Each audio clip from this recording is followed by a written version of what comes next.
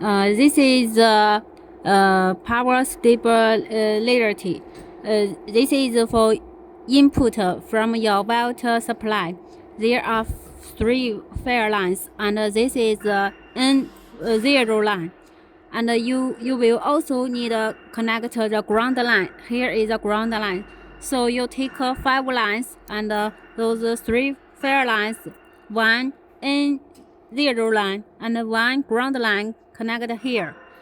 So you connect input wire lines, and then you take out from machine 5 lines for the output. It's output for the machine.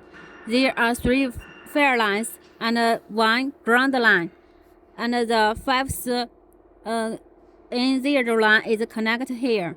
So there are 2 lines would use the same connector position.